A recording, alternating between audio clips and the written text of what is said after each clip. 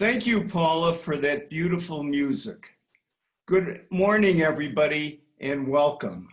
My name is Gary Belkin, and I will be your service leader today. In our UU Fellowship, you can bring your whole self, your full identity, your questioning mind, and your expansive heart to share in fellowship, reflection, and great music. Our UU Fellowship is a great place to Zoom on Sunday morning. No matter where you come from, what traditions you celebrate or don't, you're all welcome here. But there is so much more to our UU Fellowship than just Sunday morning services. I derive so much from my participation. I encourage you all to participate. I think you'll all be happy that you did. I would like to offer a warm welcome to our guest speaker today, Hannah Swenson from Mexico City, whom Cliff Durand will introduce a bit later. We begin our service with the lighting of the chalice, a symbol of Unitarian Universalism. We light this chalice flame as a sign of faith. May we ever trust the good light within each heart, the sacredness of life, the transformative force of love, and our own power to make a difference.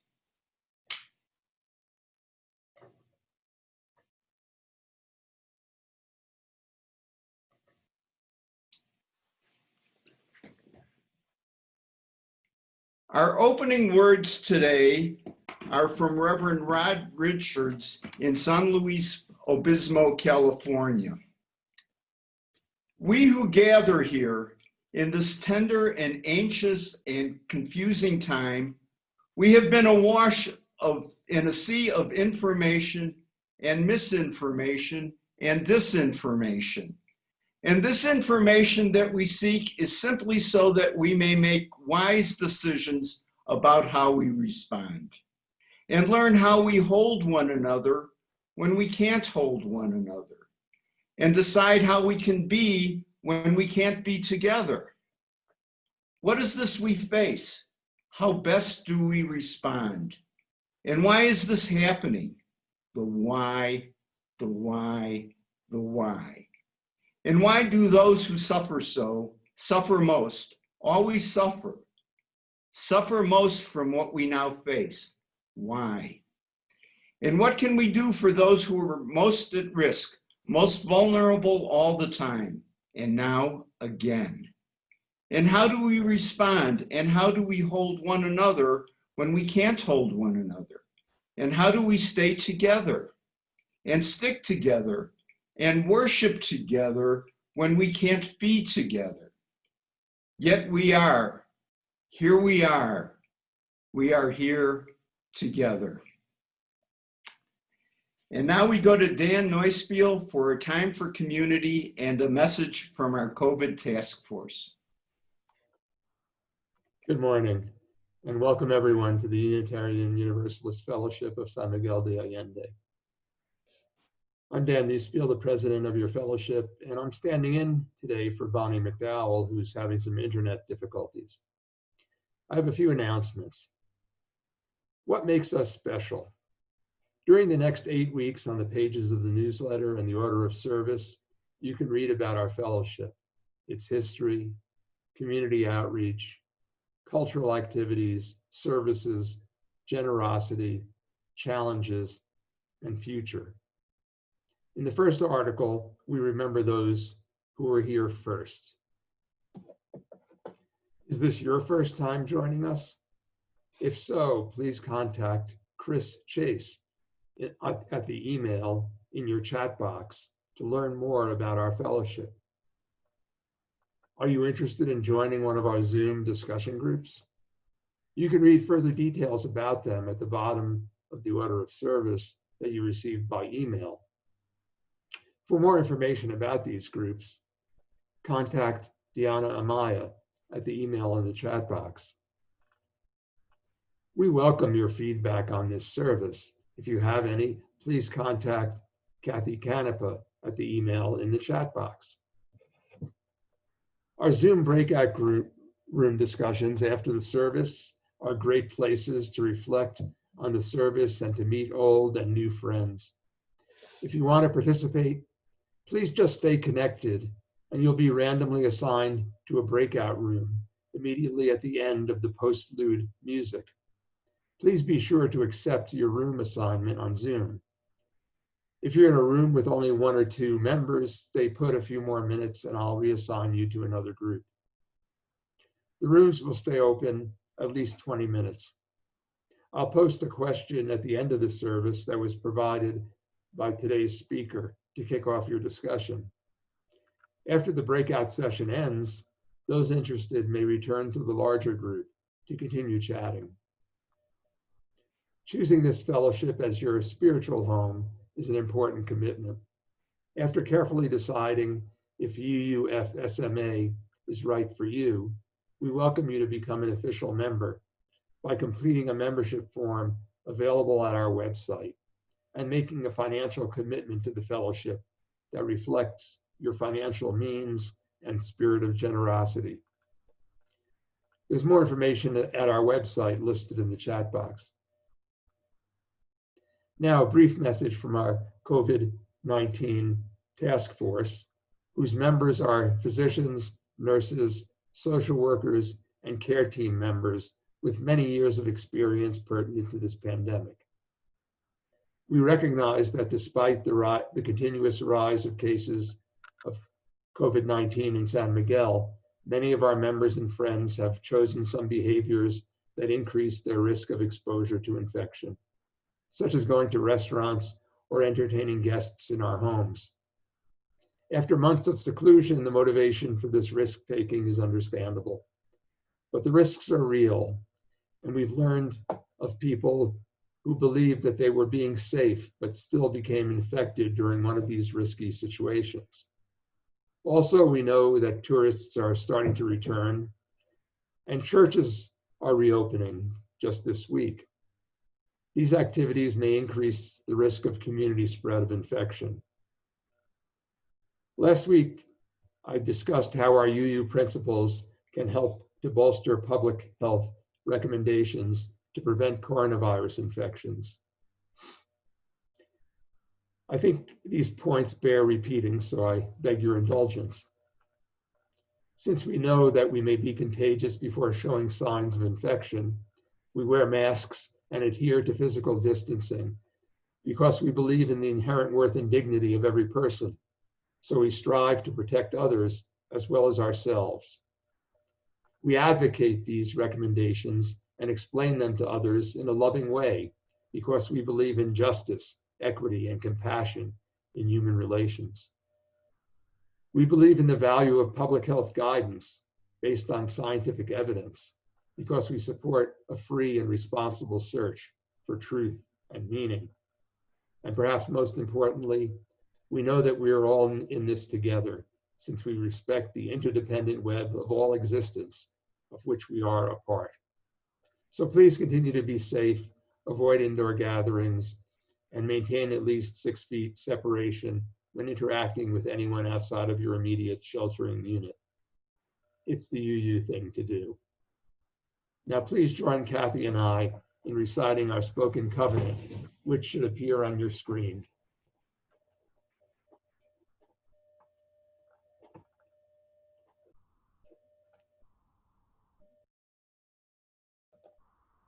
We respect the interdependent web of life and work for a just and peaceful world.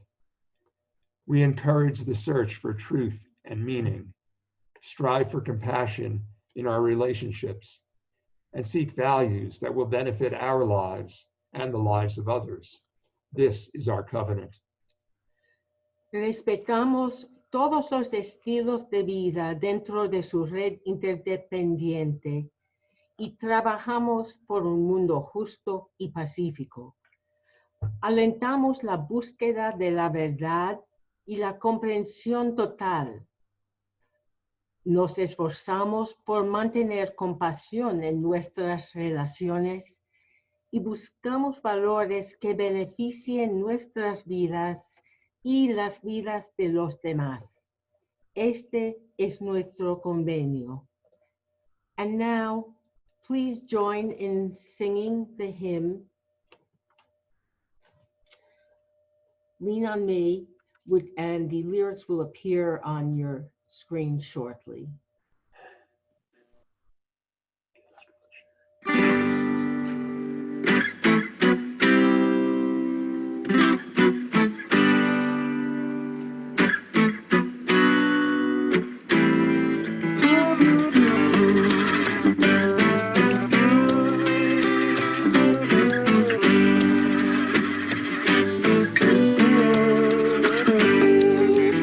Sometimes in our lives, we all have pain, we all have sorrow. If we are blessed, we know that there's always tomorrow. Lean on me when you're not strong. I'll be your friend. I'll help you carry on. Oh, it won't be long. You're gonna need somebody to lean on. Please swallow your pride. If I have things you need to borrow, no one can feel those are your needs that you won't let show. You just call on your brother when you need a hand. We all need somebody to lean on. You just might have a problem that you don't understand. We all need somebody to lean on.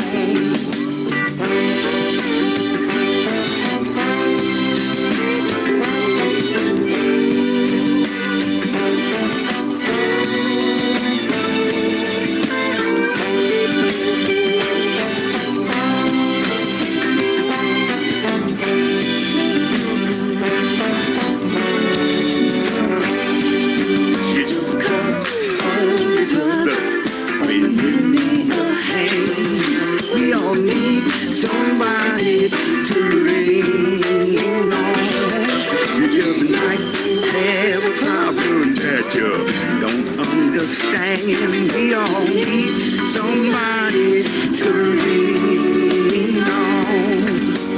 If there is a load you have to bear that you can carry, I'm right up the road. I'll share your load if you just call me. Call me. I'm right up the road. Just call me, baby. I'm right up the road. I'm a friend. Call me.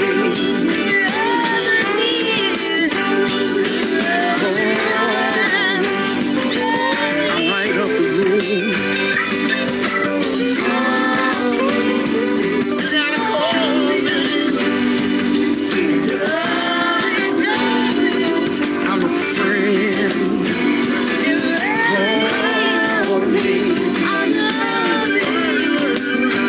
I'll carry your load.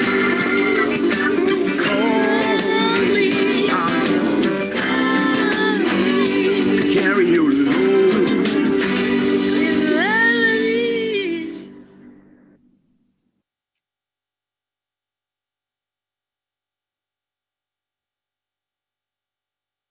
Wow, what a great worldwide message. And what a great segue into our own community sharing of joys, sorrows, and concerns. Now is the time we enter into a most sacred space. We welcome the sharing of our joys, sorrows, and concerns. As we share, We build beloved community. We can only speak about our own experience. Then we can bring awareness to the knowledge that we are deeply connected. We are in fellowship together with our joys, sorrows, and concerns.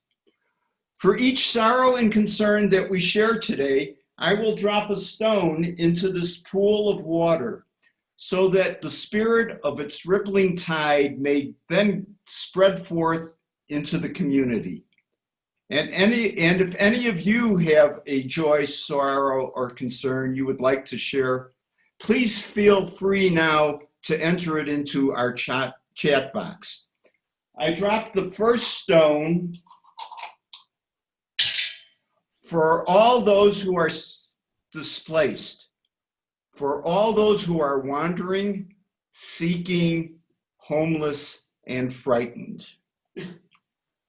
Diana Ellsworth, who just left San Miguel this week for Northern California, has a heartfelt concern for the many out-of-control fires that are burning in Northern California, for the lives lost and the homes destroyed, and for the thousands who have had to evacuate and those who wait further directions. May they all be safe. Andrea Kaufman was to deliver our joys, sorrows, and concerns today, but her internet isn't working, so I'm taking her place. I drop a stone on behalf of Andrea. It is a stone of joy to celebrate growth. Andrea writes that she has been watching bamboo grow, as she puts it, fiercely in her garden. She has seen its thrust into the world and its ultimate flexibility. She thanks the UU Fellowship for supporting her, like bamboo, to go forward with strength and ideas, and then to cherish the ability to bend in the wind with love. Our longtime friend and UU member, Else Marie Norby, had knee replacement surgery last week, and she's now home in Guadiana, doing well, but it's not easy for her. Our care team has begun to help her out with supplying meals, a wonderful job that our care team does. Else Marie has often in the past played the piano here at our UU services. Please keep her in your thoughts and prayers. And she would really appreciate receiving phone calls or emails. Her phone number is 415-101-7757. And her email is elsemarinorby@gmail.com. That's ELSEMARINORBY@gmail.com. We hold you in our hearts. Next, Trish and Dick Snyder share a concern for the family of their next door neighbor, Jan Erskine, who fell in her home a week ago Friday. She was taken to Mac Hospital where she underwent surgery and during surgery suffered a stroke. Her daughter and granddaughter arrived here from Canada just a few hours before she passed. Our hearts go out to her family.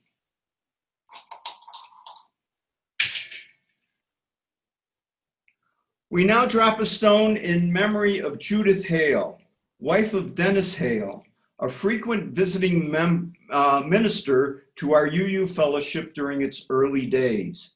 She passed away this week in Alabama following a long illness.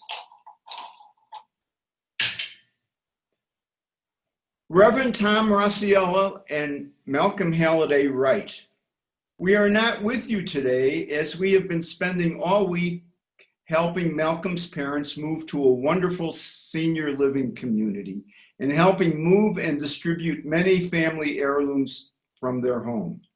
We are on the road this morning in a U-Haul. This stone is one of joy for his parents as they enter the next chapter of their lives.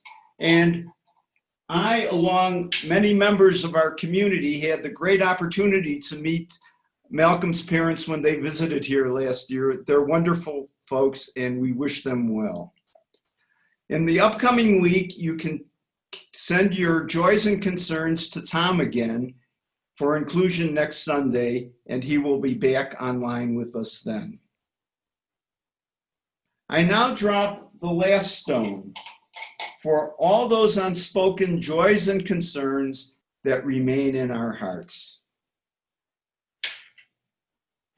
And now we go back to Paula for a musical meditation.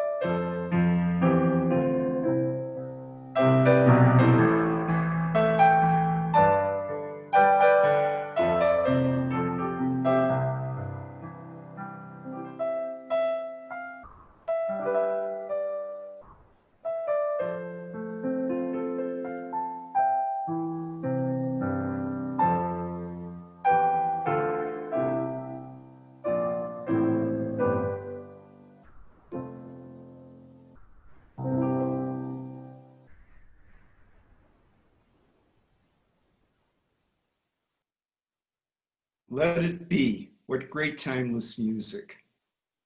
Most of you know that our Social Action Committee awards grants totaling more than 50% of our annual collections to San Miguel NGOs, non-governmental organizations that address social issues. Occasionally, needs pop up during the year for groups which are not our grantees, and our quarterly Blue Plate special comes to the rescue. Well, today we have a Blue Plate special, and it is a great Blue Plate special for a wonderful cause. Today we are requesting assistance to purchase computers for the recipients of college scholarships from our Biblioteca Publica. 100% of today's collection will be used to provide those computers. The author of the request, Susan O'Neill, a board member of the library, told us that the public library scholarship student whom she mentors was planning to receive a 4-year university scholarship with only a cell phone as his tool. She continues, quote, "You cannot begin to imagine how poor the Mexican people are.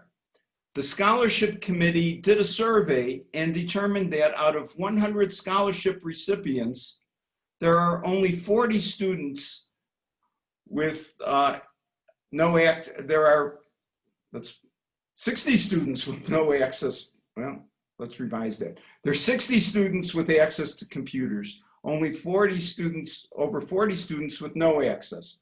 Susan is involved in a fundraising program in order to purchase 40 laptops. $500 US will provide a laptop for a science, technology, engineering, or a mathematics student. These students are usually the first in their family to attend university. The ripple effect impacts the entire family as students model achievement and leadership for other siblings and entire communities. Higher education provides the tools to fulfilling dreams. Online classes begin this month, so please contribute consider contributing to this laptop fund for scholarship students. Contributing to education is as important as fundraising for food. It is food for a better life. Because the entire collection today will be paid to this fund, if you have contributions for other purposes, please provide them on another day.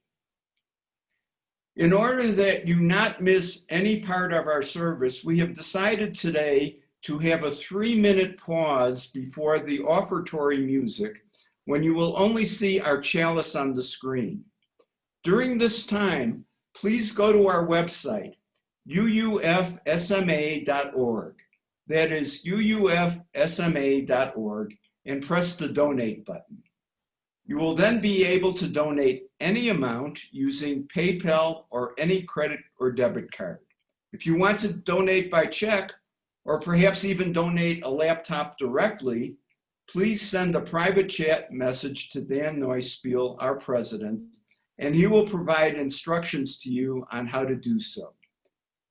And once again, thank you so, so much for your generosity for this wonderful cause.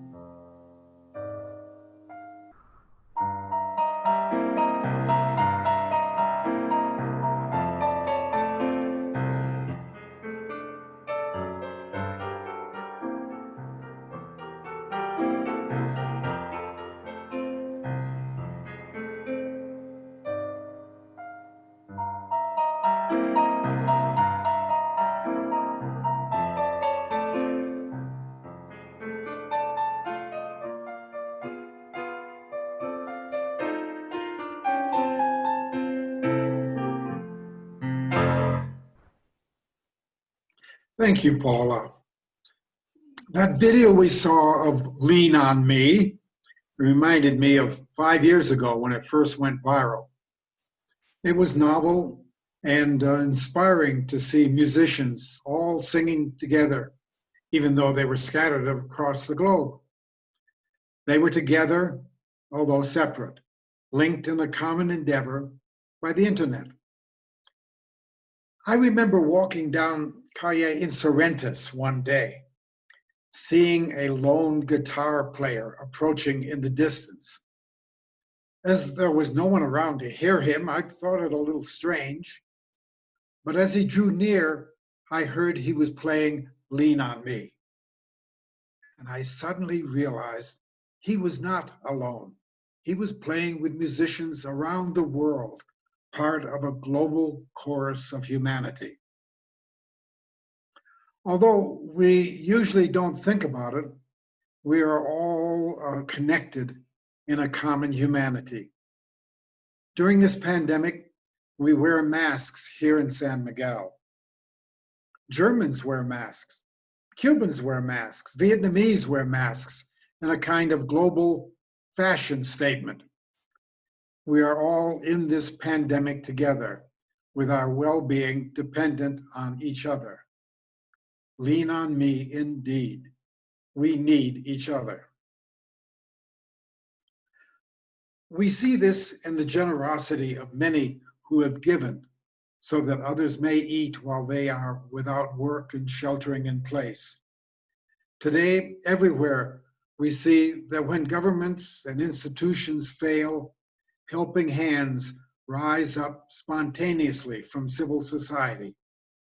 Solidarity is our natural impulse. Our speaker today, Hannah Swenson, is one such helping hand. She grew up in Minneapolis and has produced and directed documentary film projects around the world. Before coming to Mexico City 2 years ago, she worked with immigrants and refugee communities. Now, she is in the thick of mutual aid. She is an initiator of Ayuda Mutua, a network of volunteers who distribute food baskets or despensas throughout the city. I'm happy to welcome Hannah, who will speak to us now. I have asked Diego to set up a video that we have made that's under 2 minutes. And from there, I will jump in and share more of my story. Thank you so much. ¿Conoces la Ciudad de México? Ya sea que hayas nacido aquí, te hayas mudado aquí o solo la hayas visitado durante un fin de semana, sabes que este lugar es mágico. Desde el olor de los tacos al pastor hasta los distintos sonidos de los vendedores de la ciudad, el colorido paisaje de sus callejones es el alma de México. La sangre de esta ciudad está bombeada por estos trabajadores que se la rifan todos los días, siendo muchos de ellos parte del sector informal de la Ciudad de México sin ningún tipo de seguridad social. Como te imaginarás, quedarse en casa no es una opción para ellos, y la pandemia ha impactado de manera severa sus ventas, trabajos e ingresos. Al inicio de la cuarentena, un grupo de voluntarios de México y varios países formaron CDMX Mutual Aid, con la misión de atender las necesidades básicas de estas familias mediante 3 iniciativas: compra y entrega de despensas, empoderamiento de otras organizaciones, fomento de oportunidades de negocio para vendedores locales. Hasta el momento, hemos recaudado más de 200,000 pesos para ayudar a más de 500 familias. Y hemos logrado promover las ventas de nuestros beneficiarios. Solo en el fin de semana del Día de la Madre, junto con nuestro socio Héroes Locales, generamos ventas de más de 30,000 pesos para vendedores de flores. Ahora comenzamos una nueva campaña. Esta vez, nuestra meta es aún más ambiciosa: 200,000 pesos que nos ayudarán a dar apoyo a cientos de familias más. Con tu donación nos puedes ayudar. Visita nuestro sitio. Ya sea que nos haya regalado un fin de semana inolvidable, un lugar increíble para nacer o un nuevo hogar, es hora de devolverle a esta ciudad lo mucho que nos ha dado. Estamos juntos en esto. Thank you so much, Diego. That was a last-minute request. I thought it would be really special to share a little bit of what it looks like on the ground here in Mexico City. I am not a video editor and I did not make the video. That is collective action. That was a campaign video that we made at the end of July, although time feels very irrelevant right now. At the end of July, we started a crowdfunding campaign with a goal of raising 10,000 US dollars to be able to continue our efforts of mutual aid in Mexico City. Of course, the video is in Spanish, but it also has subtitles. I hope you're able to follow, whether or not you speak Spanish, a little bit of what we're doing. I think that's been part of the dance here with mutual aid. Ayuda Mutua in Mexico City is a collective action with 50 plus volunteers, a bilingual group. Half, I would say, are local Mexican activists, and 50% are volunteers from all over the world. We have over 10 countries represented, so we have done our very best to stay bilingual, but it's one of the things that adds a little bit of lightness and humor to our monthly Zoom calls as well. I do have a script that I want to follow, so I'm going to pull that up. Thank you so much for having me here today. I come to share some hopefully good news in spite of the pandemic. This, of course, as mentioned in this beautiful service, has not been easy for anyone. So much overwhelm, I can speak of personally, fear and even anger. But in the last 5 months, crazy, I know that one of the ways in which I personally have survived this lockdown is through the spirit of mutual aid. So today I want to tell you a little bit about mutual aid, what we are doing here in Mexico City, and since the beginning of March, and what we plan to continue doing here with or without COVID in the name of community. My name is Hannah Swenson. As mentioned, I'm originally from Minnesota, and I'm honestly so happy that this service today, completely by surprise, includes Scott Joplin, which was my grandma's favorite composer to play on piano. I can feel her presence here today. And Lean on Me was the song that we sang at every choir concert in middle school, as if it was our fight song, which I think is a great fight song. I also love the Beatles, so thank you for that. Let me see if I can scroll elegantly as I speak. Maybe. You have to teach me how to do this. I came to Mexico City exactly 3 days before the earthquake in 2017. And like any tourist, I was just bopping around, actually, literally in front of the Angel of Independence when the earth shook, and I could see the angel thrashing on her foundation. We got back to the hostel in the Condesa neighborhood, very popular for foreigners, full of so many gorgeous Art Deco buildings, but so many of them did not stand up to that earthquake. And we jumped in without thinking. We were moving rubble with buckets, passing them one to another up the block. I spent afternoons making sandwiches. I sorted out materials in a park that had turned into a type of Home Depot. Every aisle of a Home Depot existing kind of collectively in this public park. Materials were distributed for aid, for rescue efforts. Within 48 hours, the hostel was full of emergency crews from around the world, from Germany and from Japan and from Canada. And even with my terrible Spanish at that point, I was able to help. To me, that is the spirit of mutual aid. Mutual aid is the act of exchanging skills and resources for our common benefit, rather than forcing individuals to fend for themselves.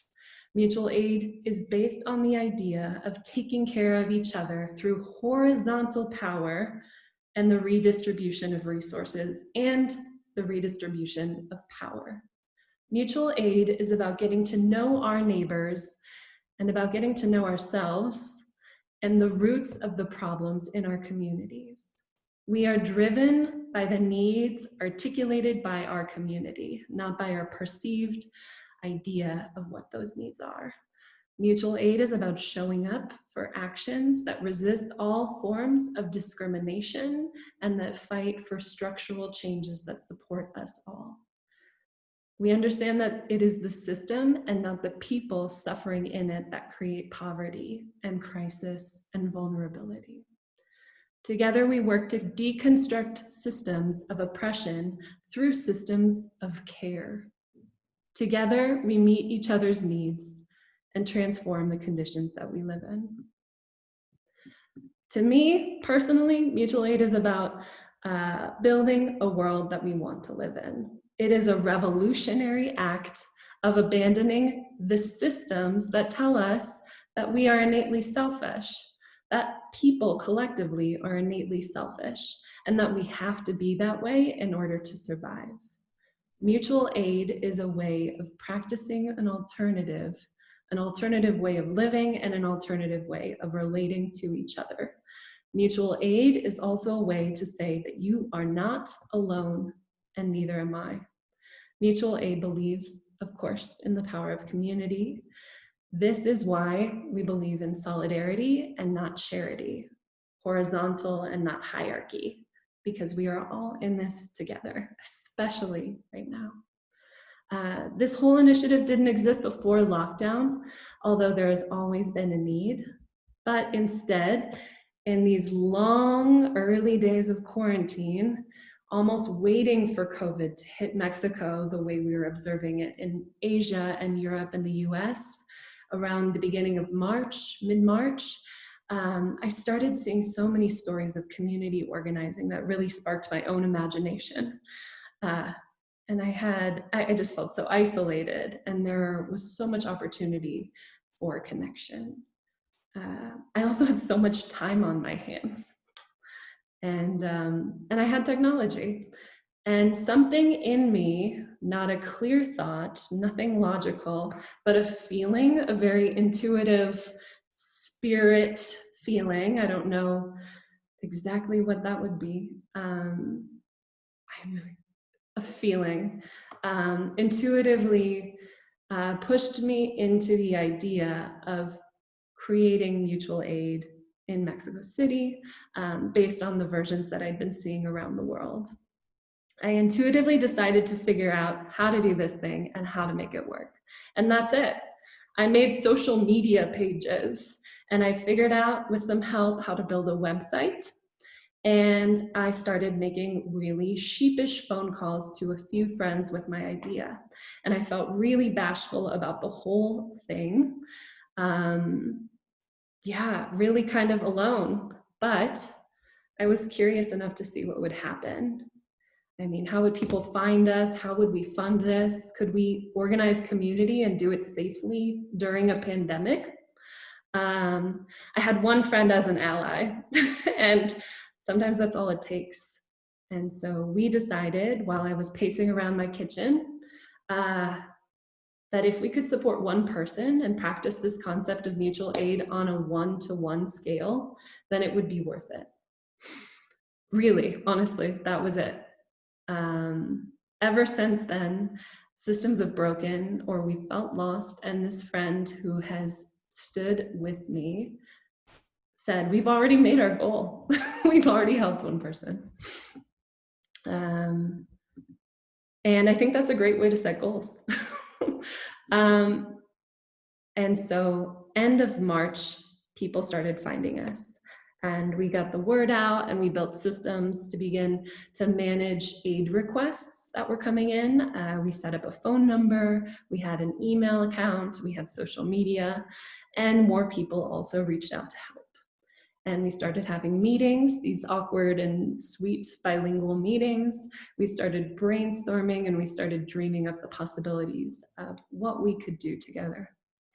Organizing, when it is really in the hands of the people, is so fun. It's so electric, and it grows organically. And I find that people are really drawn to it because you can really make it your own.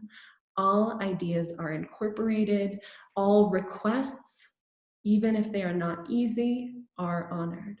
Someone needs groceries 2 hours away, cool, let's take it on as a challenge.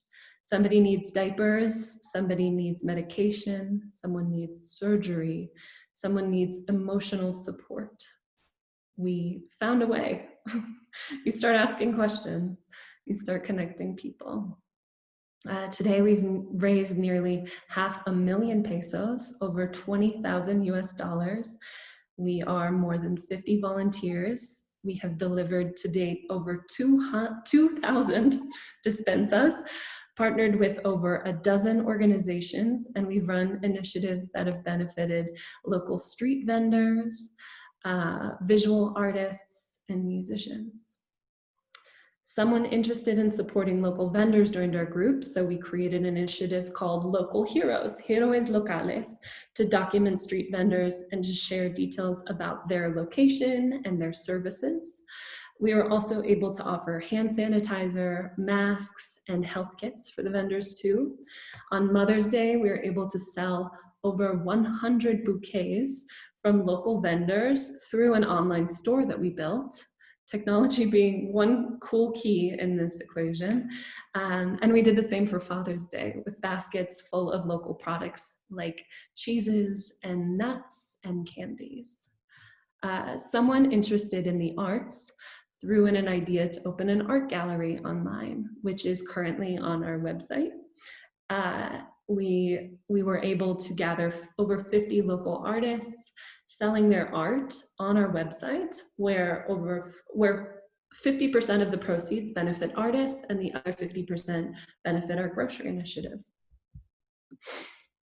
Someone with a background in psychology organized an emotional support team, which has offered extremely valuable mental health resources to individuals and partner organizations. All in all, we have 9 teams: fundraising, art, fulfillment of despensas, an emotional support team, Héroes Locales, an agriculture team, a marketing and communication team, and we even have a kind of finance legal team, which is over my head. We have aligned a lot with the skills and interests of the participants in our mutual aid group. There are so many creative ways to chip in and chip away at injustice and to build community. We've paid for surgeries. We've bought a tricycle for a man to support his juice business. We're looking to launch an employment assistance program with a local outplacement company. We're even interested in community gardening. We've become a hub to connect people, and we've even connected people through music. We have jazz concerts to support local musicians. This is all mutual aid. This is so cool. And yes, there have been a lot of bumps in the road. There's confusion and there's apprehension. Systems break. And of course, this is not a full-time job for anyone. This is all a volunteer effort. Initially, we ordered groceries one by one from local grocery stores online. We would receive a request, we would have a conversation, we would bring people in, and then we would do some online shopping for them based on their needs. No amount of online shopping can make hundreds of requests a feasible task. We found a family at Central de Abastos here in the city that could help us source food from their market and pack it and deliver it. People have been on board. We've even tweaked our system with our agriculture team to connect with local farmers, completing this circular economy where all of the money that we raise goes back into the pockets of others in need. I've learned about edges and areas of the city that I've still never visited in person: Ecatepec, Nesa, Ajusco, Xochimilco.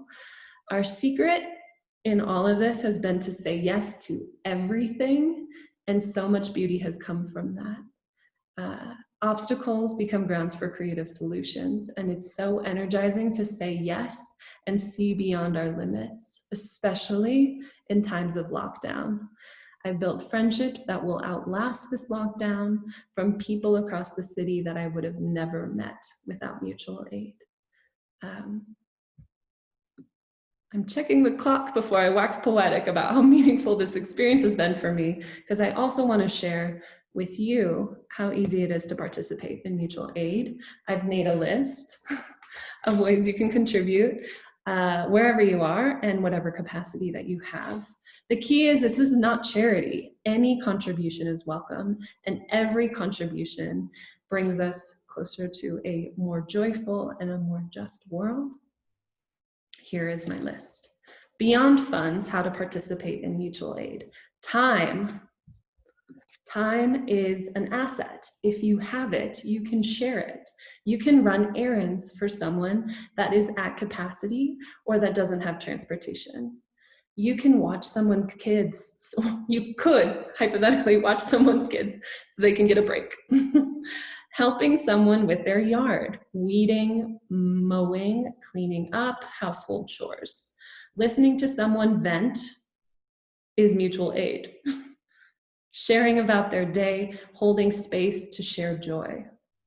Plugging into a mutual aid group and showing up to assist those efforts, of course, is mutual aid. You can also support mutual aid with materials. Do you have things laying around your house? Some people may not have whatever it is you are not using, or you could even just temporarily share your materials. Tools, building materials, household items, pots, pans, blankets, pillows, sheets, stuff to wear, clothes, shoes, socks, even accessories. You could make someone's fashion dream a reality. Electronics, phones, computers, speakers, heaters, fans.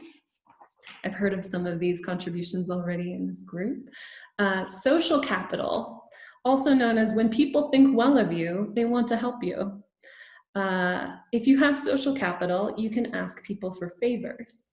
If you have a social media following, you can boost mutual aid efforts that way. If you know influential people who will listen to what you say, you can share mutual aid. Also, knowledge or skills. Knowledge is power, and it can be used and shared to empower others. Walking someone through a complex system like healthcare or the criminal justice system, or even more locally, maybe it's immigration, visa, residency procedures. Showing someone how to do a skill, building, language skills, gardening, a website, social media, tech skills, cooking. These are all things that I've benefited from in this mutual aid experience. Knowing where to look when it comes to finding finances or other resources. Sharing health resources. Sharing health products. Where did you source your groceries? Do you know how to fix a flat tire or fix a bike? You can share that with a friend.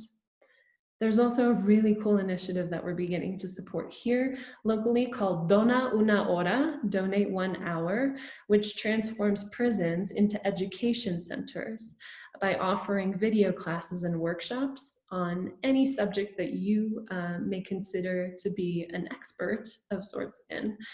You donate an hour by presenting your skill as a workshop in a Zoom call.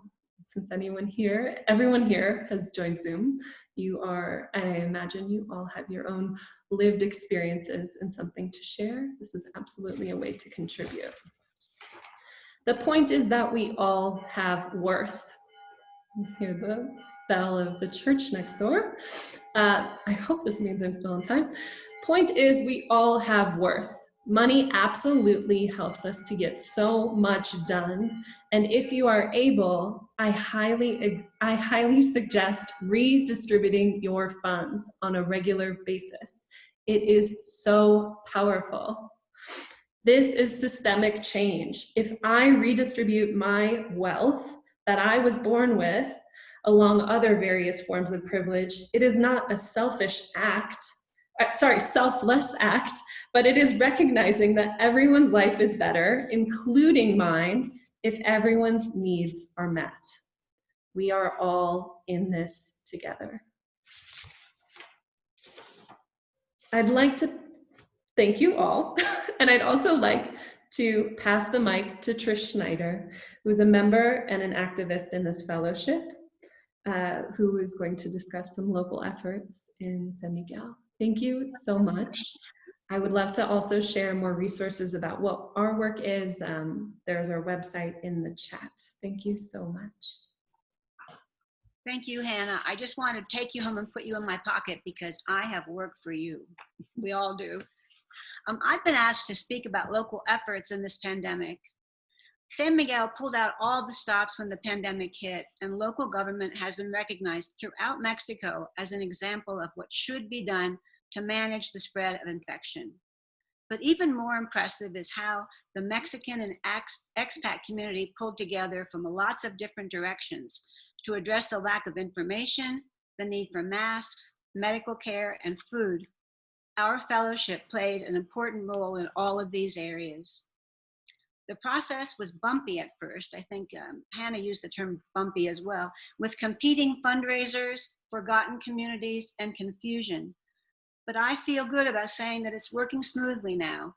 Groups are sharing resources, and the need for Despensas is lessening as people gradually go back to work. The COVID-19 SMA group, it's a Facebook group, is an amazing source of information about the disease and the advice about how to stay safe. Their task force is a handful of health professionals, many of whom have worked with Ebola and AIDS around the world. UU member Kate Greenaway created a bilingual booklet on how to care for someone at home who has been diagnosed with COVID-19. Kate and Joey Merrifield offer free screenings for COVID-19. Masks. More than 14,000 cloth masks were made by a handful of Mexican and American women. Our own UU member, Chris McCaskill, opened her home as a distribution point for masks, and the organizers were able to hire unemployed seamstresses to sew. Food was a big issue, and still is, with thousands who have lost their jobs, many in the tourist industry, mostly women, mostly single mothers. Corazones Unidos, United Hearts, pulled together the big nonprofits, including Feed the Hungry, which feeds school children in 35 communities. With school closed, Feed the Hungry broadened their mission to feed 5,000 families. Now they are assisting neighborhood groups. Patronato Pro Niños allowed their vans to be used to deliver food, which was good because they're trusted and recognized for their medical and dental services for children. Many rural people were suspicious of foreigners. Some thought that maybe the Americans had brought the virus to Mexico, but they trusted Patronato. There are a number of neighborhood groups, including the well-organized Por Amor de Guadalupe, which has 60 regular donors for their neighborhood and has given out more than 2,500 despensas since mid-April. The cost of despensas in San Miguel ranges from $8.50 to $12, depending on how many cans of tuna are included, and this is for a family for a whole week. Amigos al Cien is the group that our fellowship has strongly supported, and thank you right now. This group sprung up when the pandemic hit and is led by two Mexican women, Mirna Montes and Guadalupe Alvarez. They have raised an amazing $266,000 US, distributed more than 30,000 despensas, and have 104 volunteers who go out to the more than 200 rural communities surrounding San Miguel. DEEP, the city's welfare office, provides food for 850 older adults who have no family. I'd like to close with one example of spontaneous UU generosity and give a big thanks to Joyce Barnett, who sent out an urgent call from her community, Morelos. One of the men lost his job shining shoes, and the family had nothing to eat but nopales. She sent out a message, and Lori Green, her husband, and 3 children responded to Joyce's plea. They've adopted this community. For 20 weeks, they have delivered hope, love, and food to up to 38 families using their own money and donations from their friends. In the beginning, the community members didn't know what was happening, so Lori's college daughter created talking points to explain in Spanish what was going on. Many of you may remember Aaliyah, who used to babysit for the little ones in our fellowship. When Lori's family realized that most families couldn't afford gas to cook the dried beans, rice, lentils, and oats, Then they raised money to buy propane gas. Now they're also helping with toys, diapers, kids' clothes, and children's shoes. Like so many in our fellowship who have donated and volunteered, Lori, Mohammed, and their children are a beautiful example of love in action. Thank you.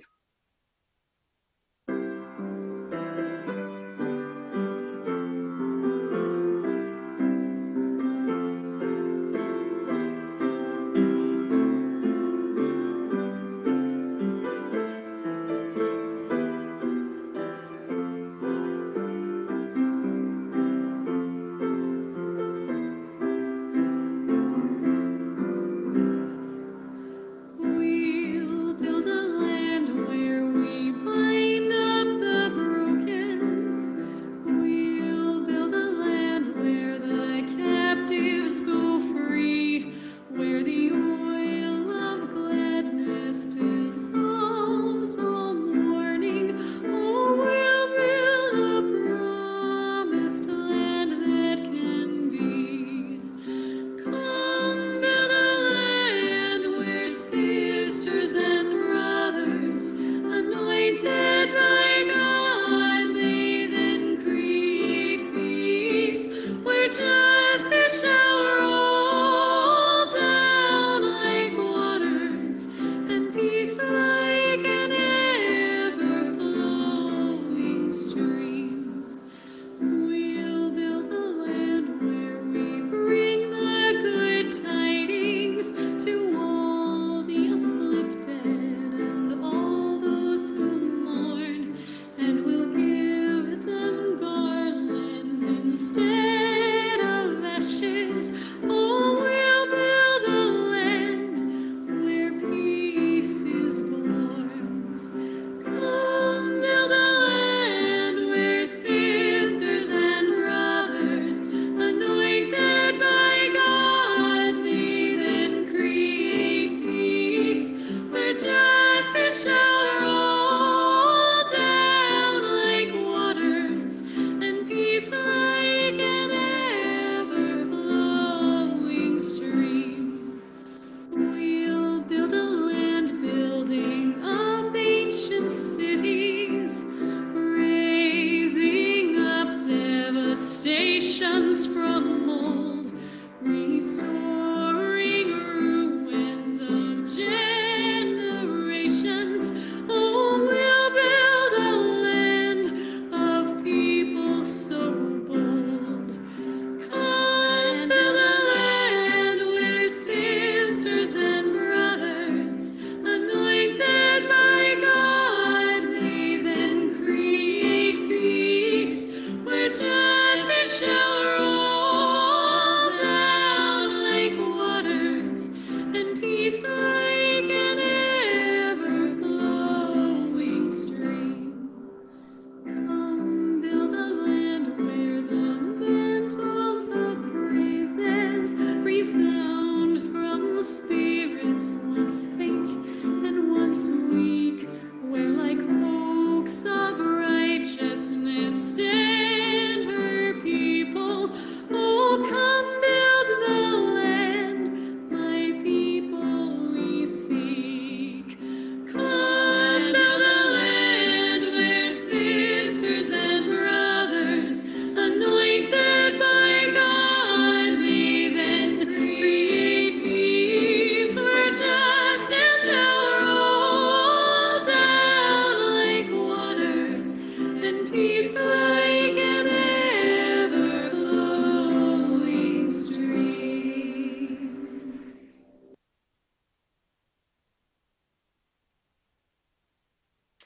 Thank you, Trish. I'm so proud to be a part of the community here in San Miguel in which we all live, and all the wonderful work that our friends and neighbors are undertaking to help our community. And I want to give my special thanks to Hannah for sharing her wonderful story with us. I think because of Hannah and people like her, our world is a much better place. Hannah, can you please clone yourself? We could use you. Our closing hymn, We'll Build a Land, is a timeless favorite. And it is very timely this week, as we were so thoughtfully encouraged this week, we'll build back better. Yes, we must build back better. Today's closing words are by Canadian author Yvonne Aburo. Just as Darwin and Newton, Einstein and Hawking saw the world with fresh eyes and wondered at the beauty of the green earth and the white moon among the stars, so may you behold the world with wonder and amazement. May the spirit of constant change be ever renewing itself in your hearts, pruning, composting, and growing, that you may bear blossom and fruit.